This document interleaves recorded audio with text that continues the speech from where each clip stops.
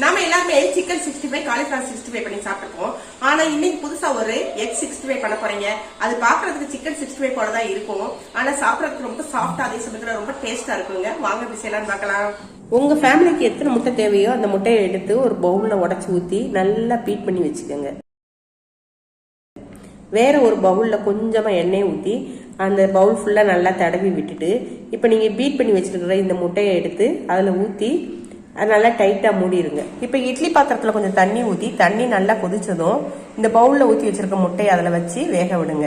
வேற ஒரு பவுல் எடுத்து அதுல 1/2 கப் கடலை மாவு, ஒரு 1/4 கப் கார்ன்ஃபிளவர் இல்லை அப்படின்னாக்கா 1/4 கப் அரிசி மாவு எடுத்துக்கோங்க.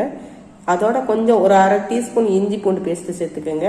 ஒரு பாக்கெட் சிக்கன் 65 பொடியை போட்டு தேவையான அளவு தண்ணியை ஊற்றி இந்த மாதிரி கட்டியா பசைஞ்சு வச்சுக்கோங்க. உப்பு எதுவும் நீங்க போட வேண்டாம். சிக்கன் 65 பொடியில் இருக்க உப்பே சரியா இருக்குங்க. இப்ப இட்லி பாத்திரத்துல முட்டை வெந்துருச்சான்னு பாருங்க. நல்லா வெந்துருச்சுங்க. இப்ப இதை எடுத்து ஒரு தட்டுல அப்படியே தலைகீழா கவுத்தி விட்டுட்டு இந்த மாதிரி கட் பண்ணி பீஸ் பீஸா போட்டு வச்சுக்கோங்க. இப்ப இந்த பீஸ் எல்லாத்தையுமே இந்த மாவோட நல்லா கலந்து விடுங்க. இப்ப பேன்ல எண்ணெய் காஞ்சதும் இந்த முட்டைய அந்த மாவோட சேர்த்து எடுத்து எண்ணெயில போட்டு பொரிச்சு எடுத்தீங்க அப்படின்னா அருமையான எக் 65 ரெடிங்க.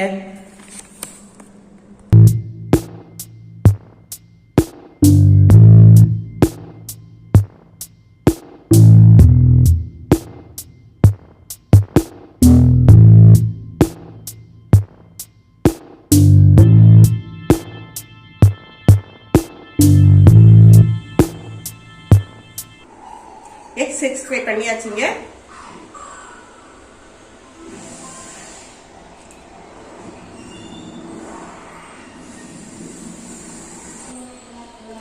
உண்மையிலே ரொம்ப டேஸ்டா இருக்குங்க. சாப்பிடுறதுக்கு ரொம்ப சாஃப்டா இருக்குது. நீங்களும் இது போல எக்ல 65 பண்ணி பார்த்துட்டு டேஸ்ட் எப்படி இருந்துச்சுங்களா கமெண்ட்ல சொல்லுங்க.